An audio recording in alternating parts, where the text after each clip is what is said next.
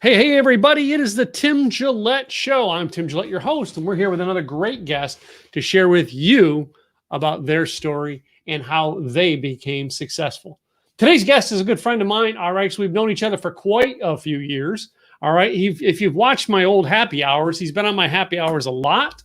You know what I mean? We just tried to get the orchestration to actually have him come on to be actually on the official Tim Gillette Show.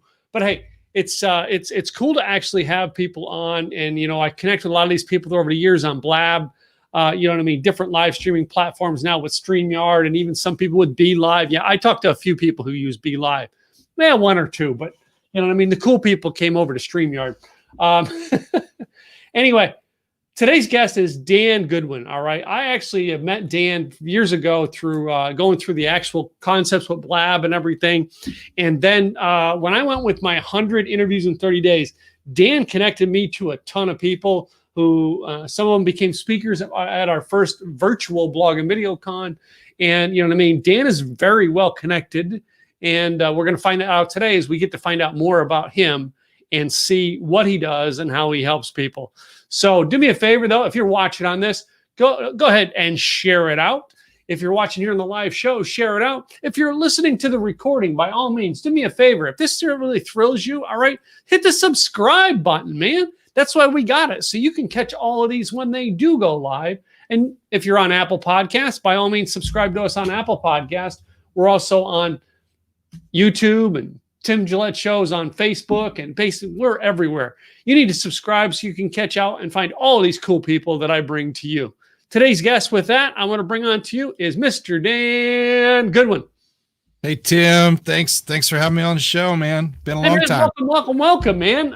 It's been a few months. I know with all the COVID stuff, I kind of quit doing those happy hours. I know it's like I need to keep doing things that I used to be good at. What do you think? Well, the happy hours were great. I just, when COVID hit, I didn't know if we were contributing to the alcoholism problem for our common friends, Yeah, I do encourage people and do tell people, you know what I mean? Yeah, while I have one of my goof off things that I never made into a real show was we have Bartender Life Coach show, and that's where we hung out a lot. Yeah. I don't encourage you to drink if you have an alcoholic problem. If you do have an alcoholic problem, I think you should drink water and Coke. Anyway. Exactly. Yeah. But other than that, how are you, my friend? How's things up there? You're up to Kansas City way still, right? Yeah, still in Kansas City, and it's the opportunity and busier than I want to be sometimes, and the opportunity that you create during these interesting times. Use the old radio voice there. Interesting times. It's been crazy, and the consultants and coaches that I know are just the great ones are just paddling to stay afloat. They're treading water. So, yeah. Now, I mean, how many years have you been in the consulting game, Dan? Oh, see, I left Sprint back in 2007. So we're going on 13, almost 14 years now. Back within that field of professional career there. Yeah. Mm. And how many years were you at Sprint beforehand? 19. Dude, people are going to figure out how old I am if you keep adding numbers up. I know. That's what I'm trying to. I'm making sure they know that you're older than me. That's all I want to know. Thanks. 19 years at Sprint. So, I started in the mailroom at Sprint. That's the secret of my success right there. Well, hey, wait a minute. Dan, my uncle, my mom's youngest brother, he started as a janitor with his company and went all the way to CEO.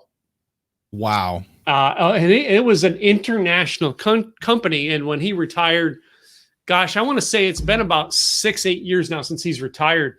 When he retired, it was an international company, and it was getting, you know what I mean? They were being broken up and sold off in divisions. And he just decided that's it. He's retiring. But like no college education, just like you, man, he started out as a janitor and went all the way up to CEO of this, and he created several patents with the company. So that's fantastic. My philosophy in business is always to treat the janitor and the CEO with the same amount of respect. That's had to serve me well over the years. And I did, unlike your uncle, I did let Sprint pay for my undergrad and my MBA before I left. So, and then nowadays, I understand, Sprint really isn't going to be Sprint anymore. It's going to be T-Mobile now. No, it's T-Mobile. Yeah, it's T-Mobile. And of course, I've been gone long enough that a lot of my cohorts are resigned or retired or got asked to leave. But yeah, it was good. It was a good run. It was a great run. Now I remember when Sprint was merged with Nextel. Oh yeah, you remember? Were you with it back then? I was. I counted. I survived or thrived through 23 M&As, mergers and acquisitions, during my 19 years. So we were gobbling up companies as fast as we could. And it's funny now that they've been gobbled up. You know what I mean? Everybody said, "Oh, it's a merger. The two of them are, coming together." I'm like, no. I got the feeling T-Mobile gobbled them up. Yeah, there is no. I have yet to see a technical quote unquote merger. Even Sprint Nextel eventually, after a few years, became Sprint. Right? It was not a merger in the end. It was a acquisition. Wow. So, but now you're out in the consulting world. You've been out here for, what did you say, 16? Oh my gosh, 13 years? 13 years. Yeah. Yep. I can't believe that I've been in this business for 10 years. I've been doing podcasts. I actually got a thing on my Facebook this morning. It's 7 years ago was like our fourth, I've been doing events. My fourth event was 7 years ago this week. And I'm like, oh my gosh. That was, I don't know how many minutes ago anyway. But anyway, yeah, because I got the pictures come up on my Facebook this morning from an event I did 7 years ago. That's amazing. Wow. Anyway. So tell us about the consulting game. All right. Who are you helping now and where are your clients at? Oh, well, thanks for having me on so I can explain. So when I worked at Sprint, I did internal investigations on behalf of the corporation. And when I left, I was a regional security manager and had responsibility for 5 states and 2 guys that ran our computer forensics team. So I did internal investigations, Tim, for like fraud, theft, embezzlement, sexual harassment, conflict of interest, ethics complaints. Did a little executive protection, had a top secret clearance, worked on the FISA orders, and installed covert cameras in the middle of the night. So although there's not a huge amount of demand for installing covert cameras anymore, I have connected with business owners and with department managers who have employee issues. And when I left Sprint, I was so burnt out on human issues, the relationships, the misbehavior, the company policy violations, sometimes the criminal issues that arose during those investigations, that I ran away from it as fast as I could. And actually went into real estate immediately after I left. And what happened was I kept getting pulled back in from these small business owners that didn't have their own dedicated HR or their investigations group, but they still had employee issues. So I was able to go back and really coach and consult them back through those types of issues that would arise. And they would bring me in either for direct intervention or maybe just coaching on how to send emails, how to write statements, etc. When you say you did things like, worked with sexual harassment, I'm like, oh my gosh, did that become a topic over the last couple of years? Oh my goodness. Yeah, we actually did joint training with our HR group on sexual harassment and not how to commit sexual harassment, but how to prevent sexual harassment and how to report it if people felt like. And that, that's been 15, 16 years ago. And even back then it was a subject. Me, I always, have been the goofball wherever I had a job, and I always like, sexual harassment. Okay, I volunteer. Oh, we're supposed to not be. Oh, I'm sorry. Yeah. I was always the smart ass, and well, I can relate. Yeah, I understand. Not that anybody in my world has ever worked with that anyway. But. So it's interesting now that you're out in the world. Your clientele now, are they in the United States or are they around the world? Yeah, the consulting piece of it is here. it's funny because when everything hit in March of this year, I was really already prepared because I've been using Zoom for 5 years. I've been doing most of my coaching and consulting work on Zoom. And even I also mentor new real estate agents as they come into this crazy world of real estate now. And everything is on Zoom. And people say, well, don't you ever use the phone? No, I don't use the phone. I use Zoom. Because my previous investigative background, I've got to see people, Tim. I've got to measure the persona. I've got to measure the presence, and I've got to measure behaviors, and I can still do that through video. Yeah. No, I've been a huge, huge thing that, about the time Blab was around, that's when I started doing all of my coaching through, through Zoom calls. And, I had a Zoom account, I think as early as 2014 for doing that. Yeah. Very same concept as before that I was using Skype. I really wanted to be able to see their face. And if a client wouldn't show me their face, 90% of the time the client didn't last as a client. Not that I got rid of them, but basically they couldn't be honest with themselves, and I could tell it because the second they weren't doing the work, I could tell. Right. And sooner or later, why am I wasting my time helping you if you're not going to do the work we tell you? Yeah. Yep. Yeah, so, I totally agree. I've had pushback. I get the LinkedIn connection request, and then somebody wants to meet, and that's either to really meet or they're trying to sell me something, right?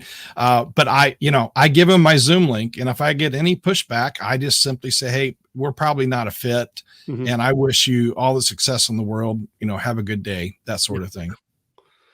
No, I've had people where I met at a meeting, and basically by that afternoon, they're trying to sell me, like at live meetings, and they're trying to sell me on something. And to me, that's the thing. In 2020, I actually started using Calendly.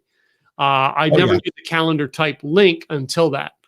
I used to hate them. I always liked that. Then I realized, wait a minute, I can save time by basically saying, here, if you want to connect, here's a calendar link for that.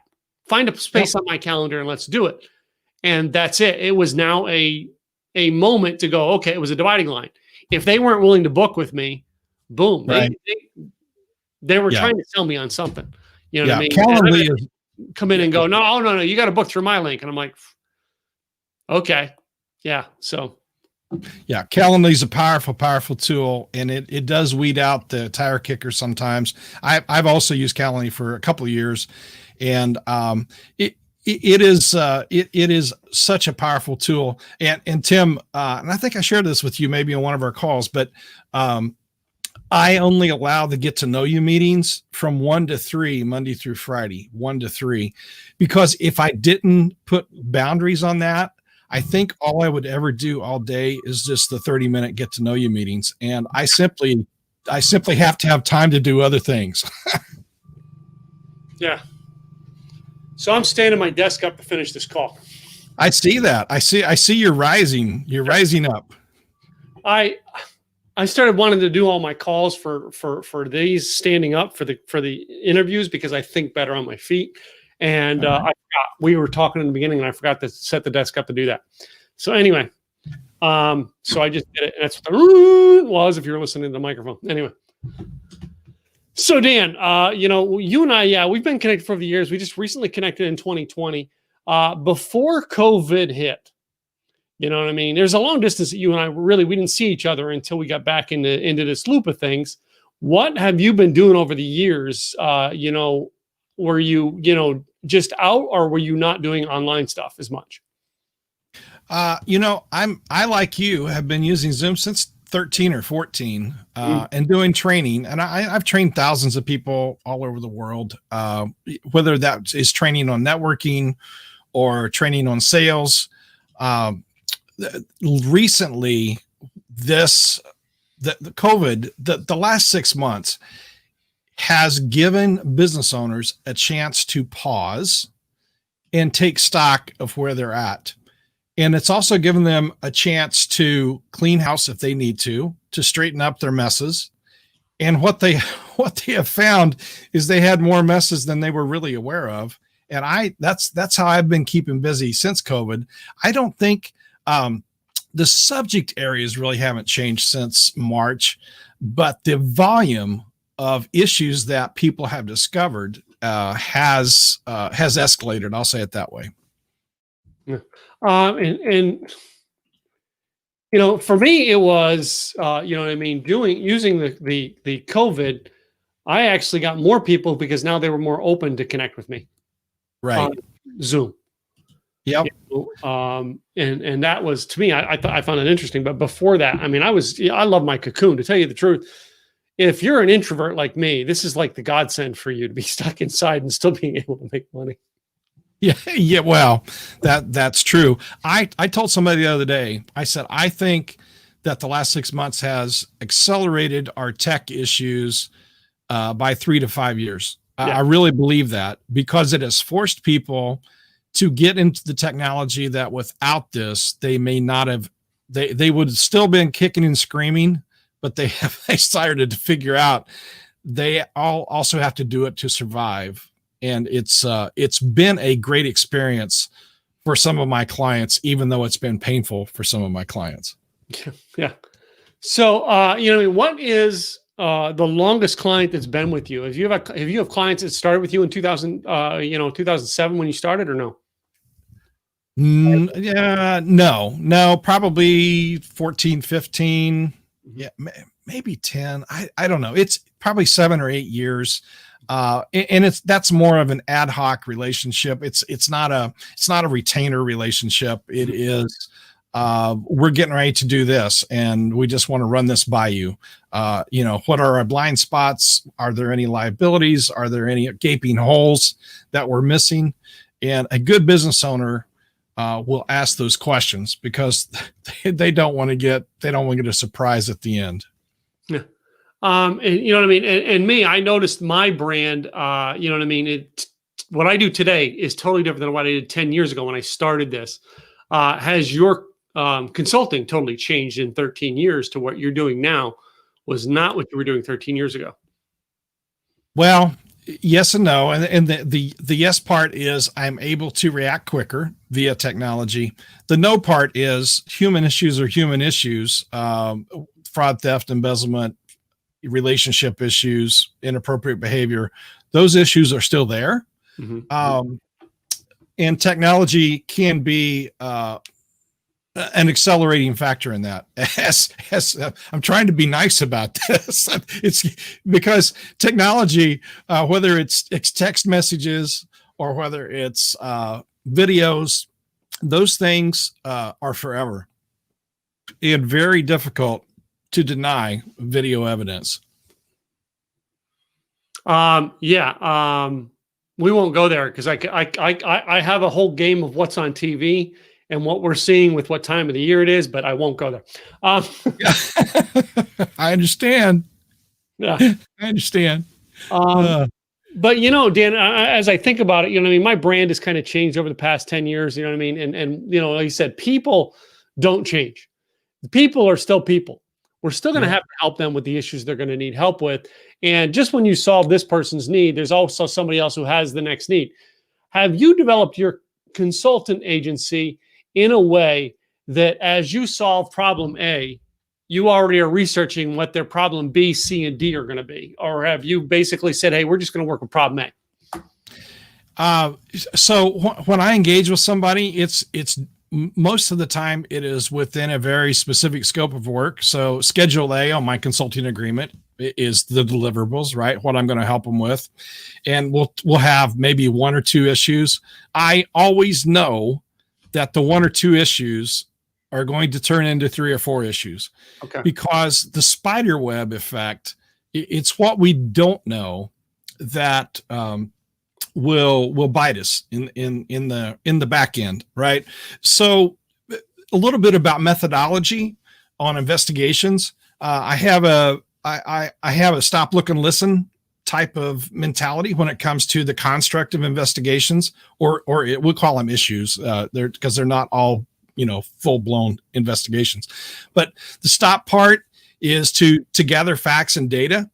And when I was at Sprint, for instance, 90% of the work I would do on an investigation, an internal issue, was before I left my cube and went to KCI and got on a plane, right? So the 10% is the variable. That's why you go, is to discover what you're missing and how it happened and the motive of why it happened.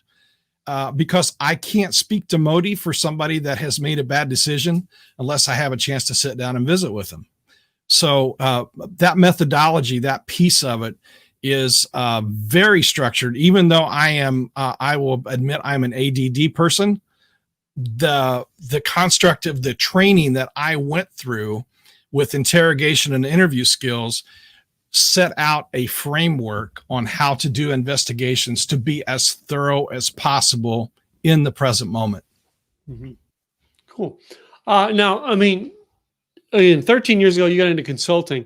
What made you decide to make the change from working for a company to working for yourself? So I got the entrepreneur bug. I let Sprint finance my undergrad in 2002 and my MBA in 2004. And I got restless. And frankly, Tim, I got burnt out. I got burnt out on travel 50 to 60% of the time. It was like every Monday morning at 8:30 Central Time, all the investigative offices across the U.S., 28 of us would get on a conference call, and the director would simply go around the room. Tim, what are you working on this week? Dan, what are you working on this week? Paul, what are you working on this week? And no matter our answer, if there was something that had come in high priority over the weekend, guess what?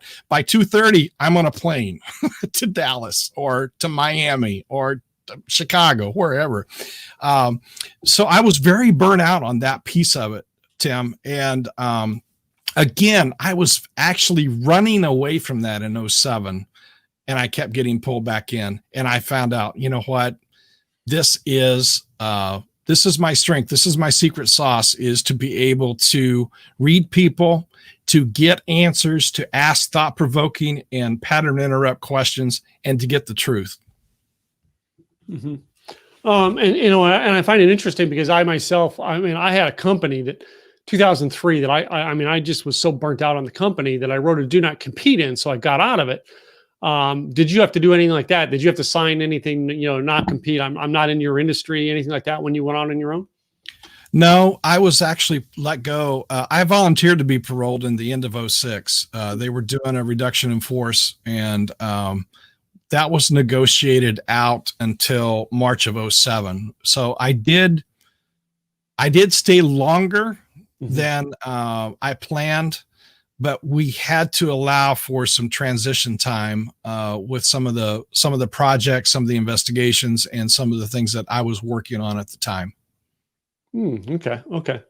Now 13 years into this, is there something that goes back into your roots? Like, for me, it was like, something happened to my dad in 1977 and 76 that really struck me as to why I'm an entrepreneur. Is there something back in your history that goes, you're grounded to be an entrepreneur, or is it just something that goes, yeah, I want to try this? Well, our intent, my wife and I, our intent in 2007 was to get into real estate investing. Mm-hmm. And you know how we timed the market perfectly as it crashed and burned back in 2007, 2008. What happened was we made lemonade out of lemons, right? She had got her real estate license, and then in 2009 I got mine. What we found is we were able to create a real estate team that helped people in pre-foreclosure, short sales, distressed sales, and that was the first opportunity I had to actually use my investigative skills to work through information, call these banks, call these asset managers that are sitting in cubes in Nashville and Charlotte, North Carolina, and Atlanta, and negotiate on the phone. And we didn't have video back then. It was all on the phone. As far as that leading into entrepreneurship, what most people, when a real estate market is hot, everybody wants to be an agent. Everybody wants to get their license, right? It's the hot thing.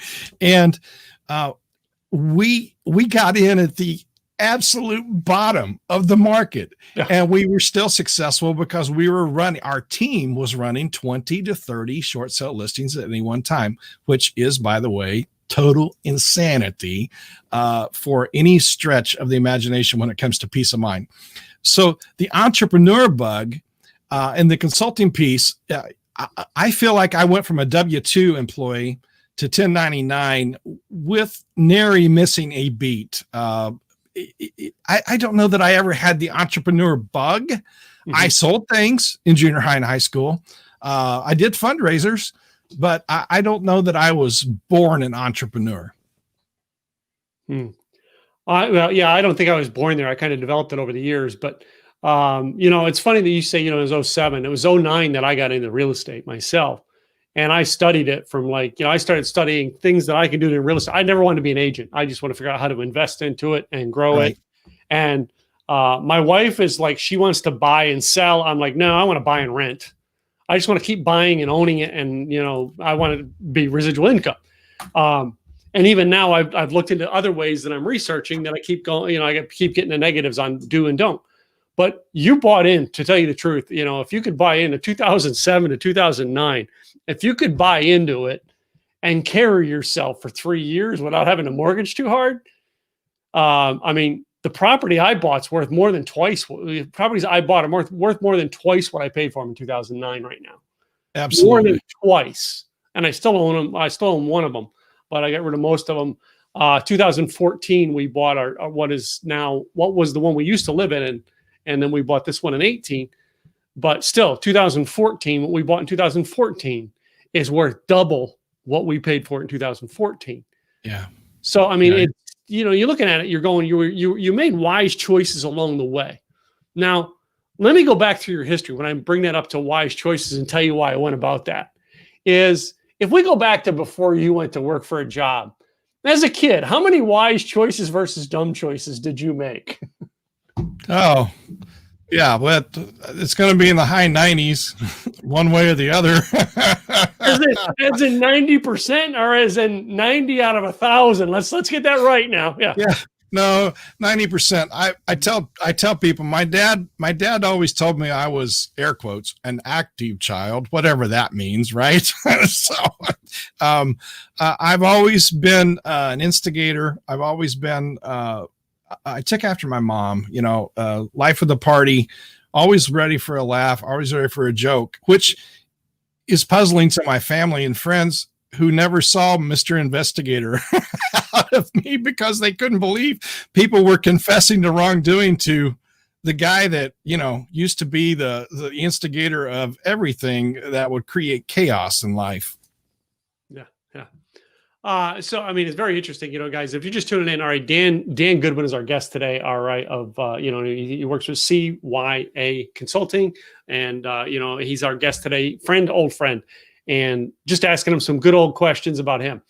So Dan, I always got to ask this one because it always goes back in my life. Was there a mentor that said something to you in your teen years or your early 20s that has stuck with you till this day, that is something that's still ingrained in your get up every day?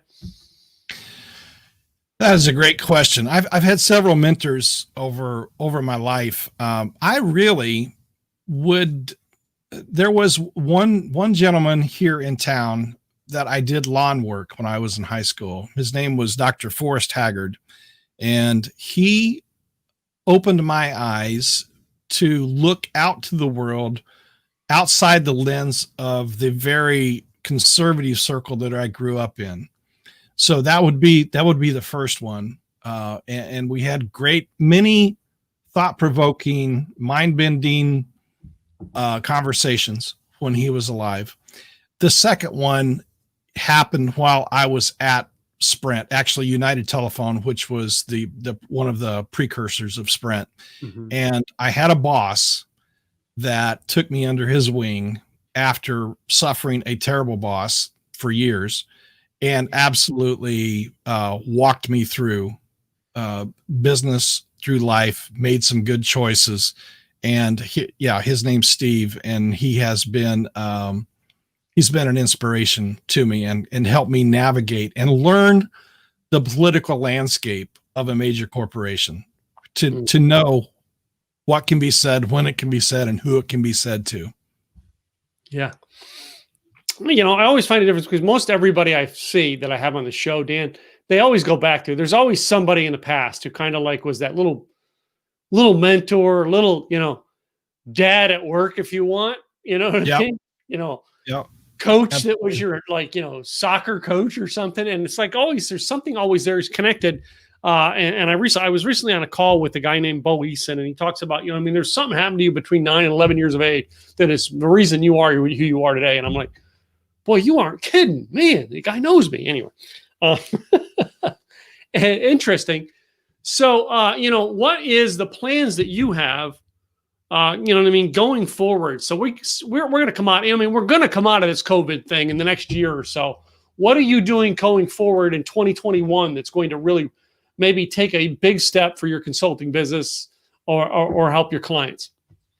Well, thanks for asking. It's a work in progress, but I'm getting very close. My secret sauce, the thing that I have found that is of great need nowadays is I have a course, I have a training that can, be 15 minutes to 16 hours, depending, called Think Like an Investigator. And all of the skill sets that we've been talking about, I go into great detail on how to become a critical thinker and an intuitive decision maker. Those two things need to be taught in school, along with financial education, but that's for a different podcast. Okay. So, but critical thinking skills and intuitive decision making, and how asking one question can prevent a catastrophe, maybe even cost a business if you will ask one question.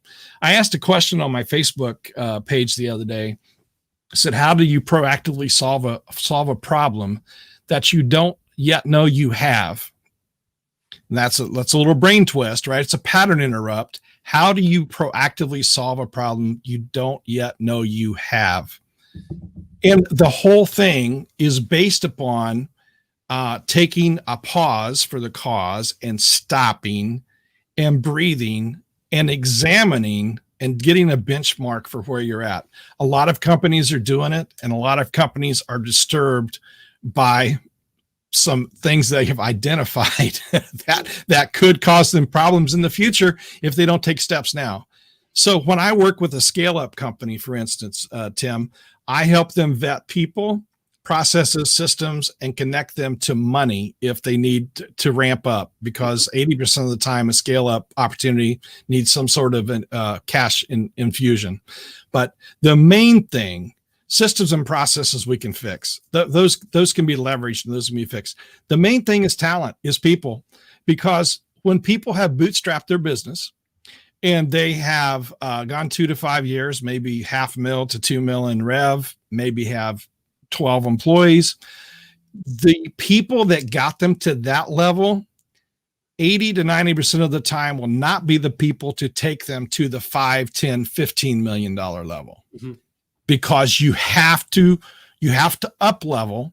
And the ones that struggle with this the most are family businesses and childhood friends, when they realize that to take it up a notch, as Emerald would say, right? Take it up a notch. They have to make some very tough decisions. And frankly, some people just decide, you know what, we're just going to stay where we're at. We're happy. Everybody's happy. And they just stay where they're at. Wow. So, and I hate to see it. I hate people to stay where they're at. I personally believe in the idea of growing a business to the point that you can actually pass it on to your kids, which I am trying my darndest right now to build something to pass on to my kids at this stage.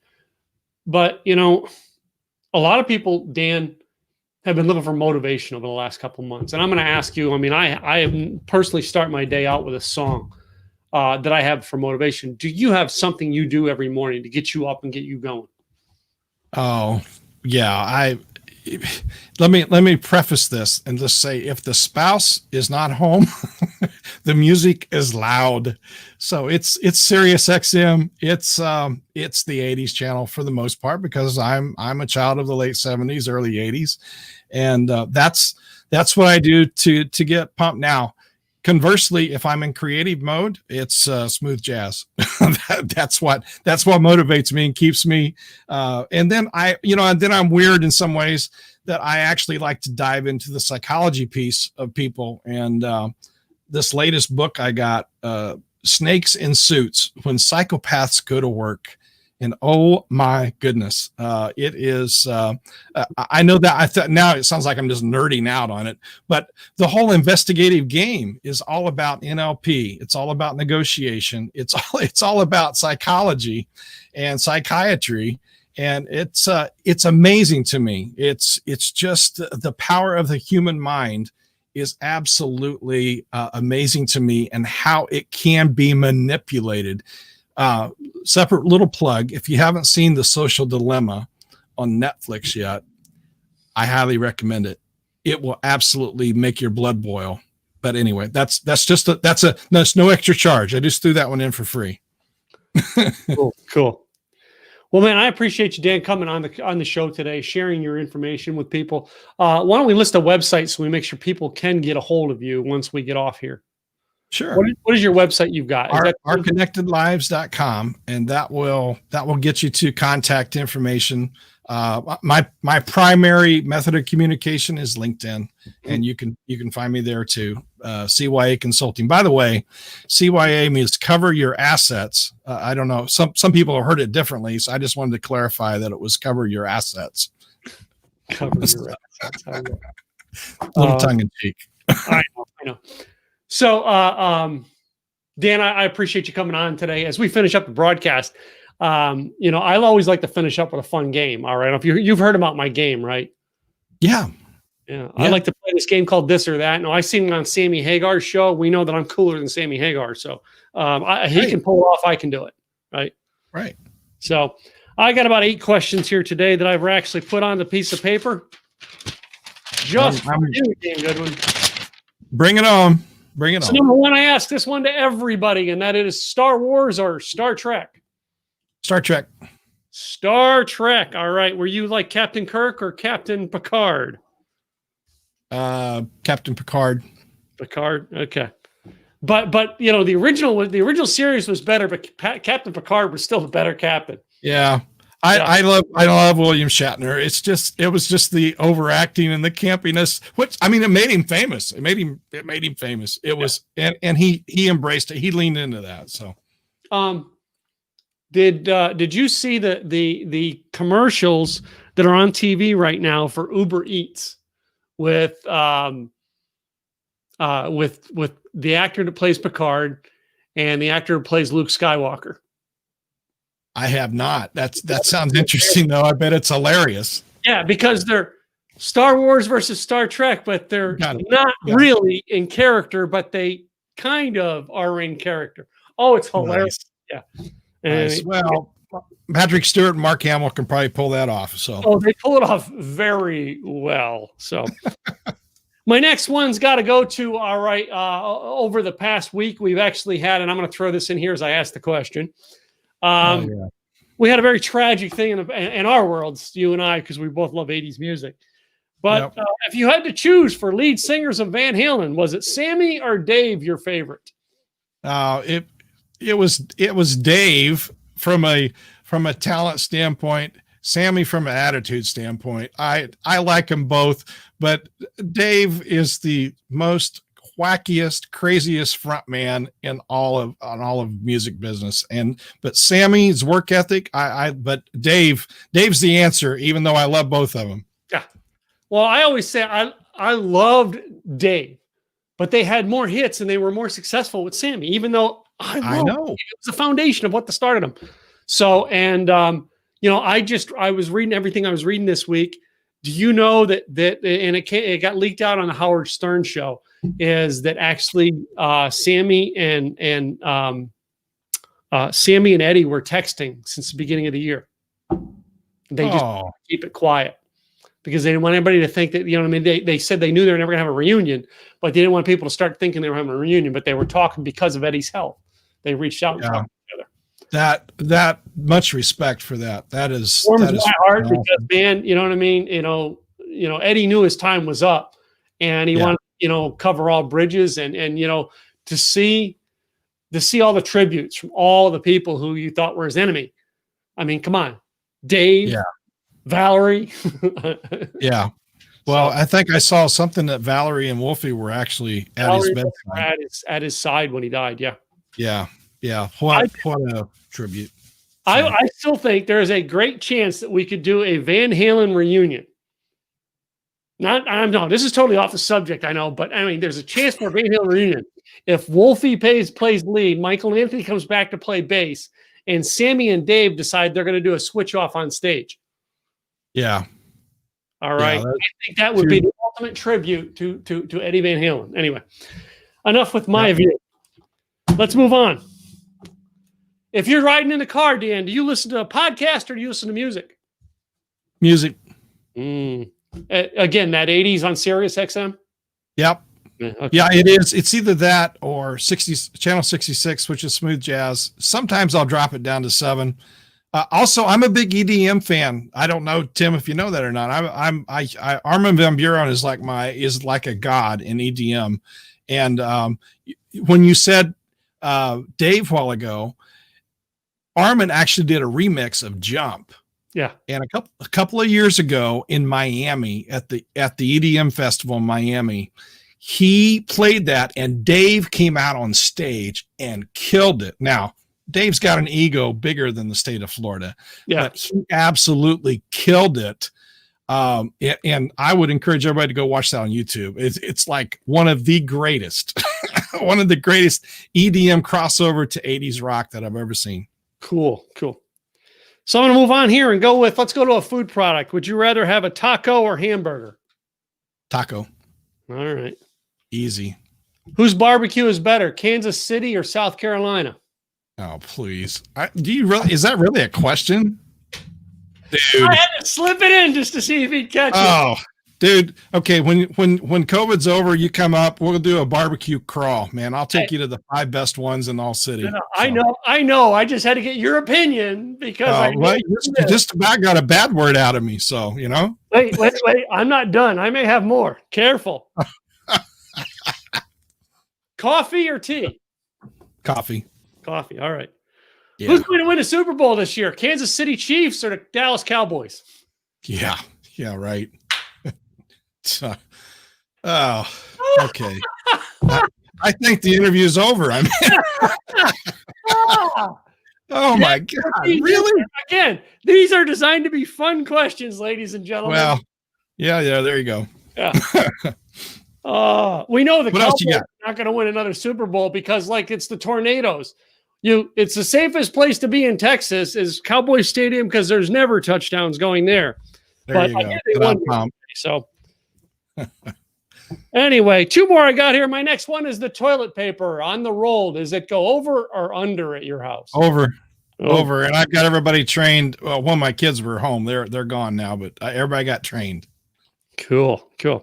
And my last one I'd like to ask are boxers or briefs? Briefs. Yeah. Ain't got no use for boxers. So. Yeah. So my mouse just quit and I'm trying to get everything to move to. For battery check. Yeah. You got to love it when things quit on you when you're in the middle of a broadcast. Yeah, I understand.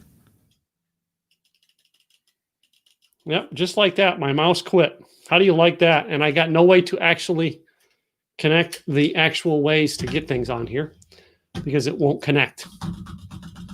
So anyway, I'm going to have a fun way. Is it a battery issue? So, all right. But anyway, I thank you for coming on here today, Dan, and appreciate you actually sharing with us your information. And my pleasure. Come on, see this? Yep. All right. It won't move. It just keeps going. Connection lost. All right. I think I got it here. Tim, I love how you're cracking yourself up. Oh, it's our friend Julie. Hey, Julie. So, she says if we do the barbecue, she wants in. Hey, you got to know this, all right? If I'm coming to Kansas City, there are 2 people I'm doing a barbecue tour with. It's Dan Goodwin and Julie Cortez. Yeah. As you know, we are going to hang out one way or another. Yeah. Coming to Kansas City. Yeah.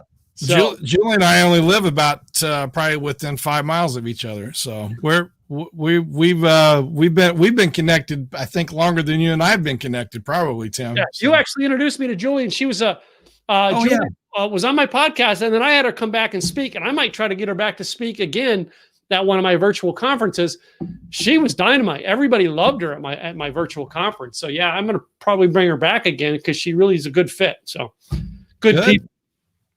Wonderful. So, well, Dan, one more time before we say goodbye to everybody is your website.